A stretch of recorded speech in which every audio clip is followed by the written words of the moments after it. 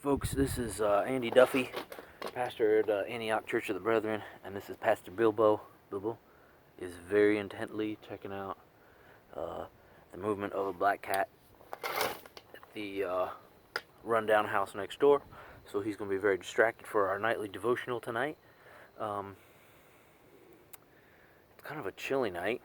I wanted to get something to get the right tone, the right atmosphere for our scripture reading tonight. We've been following Jesus through his last week toward the cross, and he's finally arrived. Yesterday we talked about his sentencing by the Roman governor Pilate, and now he has been sentenced to die by being hung up on a piece of wood,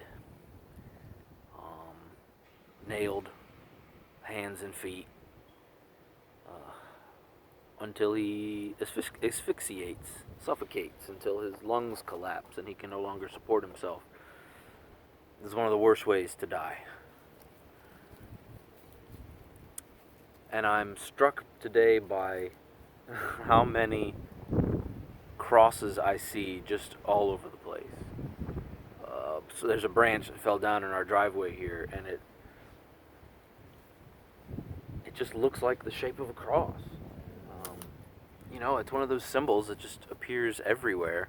This is just a twig off of this larger branch, but like the symbol of the cross is just an intersection, right? It's just like crossroads.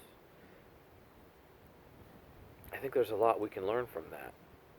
The crossroads is where two different pathways come together, two lines, two lives, two journeys, and we kind of have a choice to make. So let's check out Mark chapter 15 and keep some of this in mind, the role of the cross in the story. This is Mark 15, starting at verse 21. A certain man from Cyrene, Simon the father of Alexander and Rufus, was passing by on his way in from the country, and they forced him to carry the cross. They brought Jesus to the place called Golgotha, which means the place of the skull. Then they offered him wine mixed with myrrh, but he did not take it, and they crucified him. Dividing up his clothes, they cast lots to see what each would get. It was 9 a.m. when they crucified him. The written notice of the charge against him read, "The King of the Jews." They crucified 2 rebels with him, one on his right, the other on his left. Those who passed by hurled insults at him, shaking their heads and saying,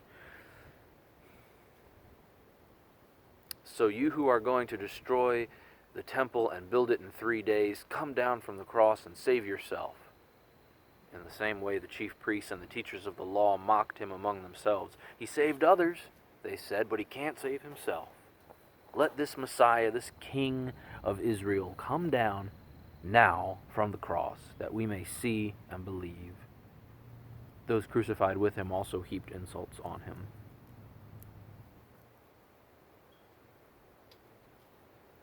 The cross is an intersection, a crossroads. 2 paths coming together, right? It's a time to make a decision.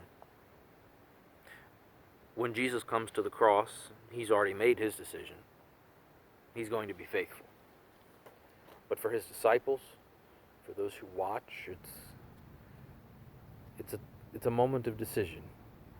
Do we continue to be faithful to the way that Jesus has shown us, even if this is where it leads?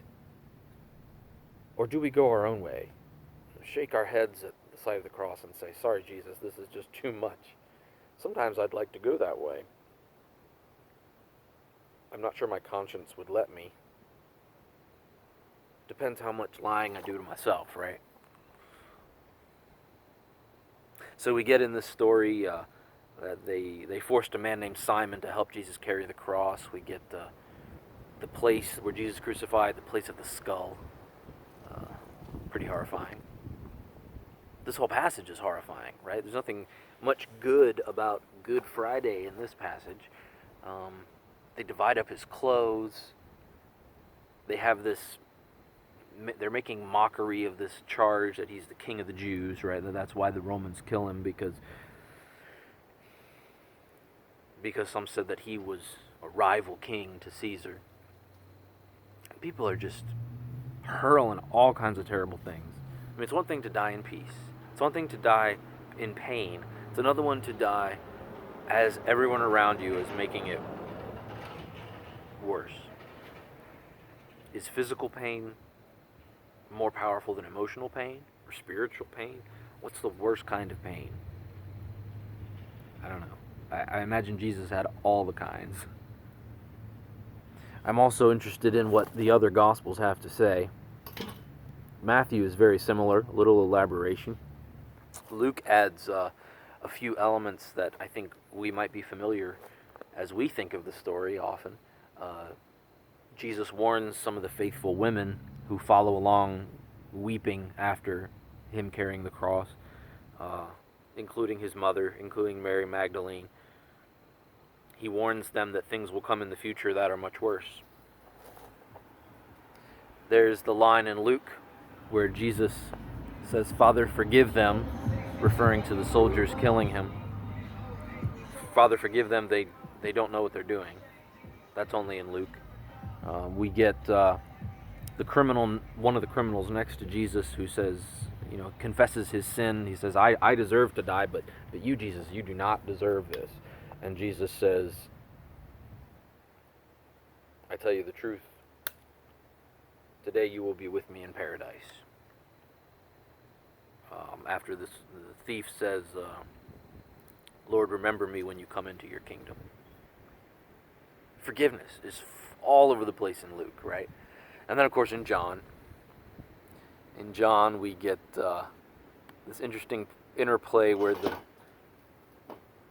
the chief priests don't like the fact that Jesus' charge on the sign above his head says King of the Jews. They say to Pilate, hey, make it, he said he was King of the Jews, not just King of the Jews. And Pilate's like, nope, I said what I said, right?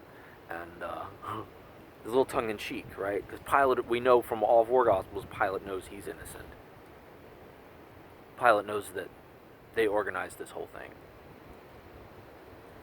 So I guess it's his way of getting back at him. The women take an even more prominent role in John, as Jesus refers to his one disciple that came to see him on the cross, and he says, pointing to his mother, here is your mother, and here is your son. He's looking out for his followers even as he's dying.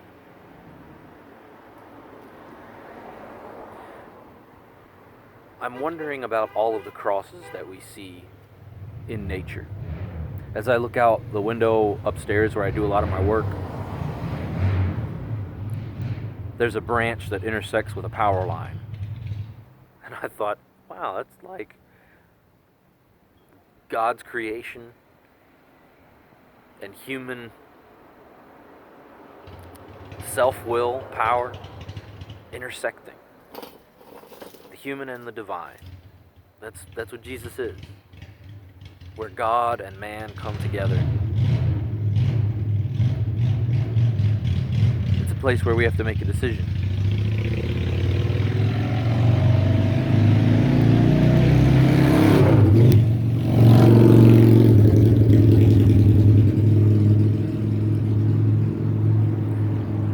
Here's a challenge for you. As you go about your day, look for crosses all over the place. See what significance they might have for you today. This is Pastor Andy signing off. We'll talk even more about Jesus' final hours tomorrow. Look for the crosses. Amen.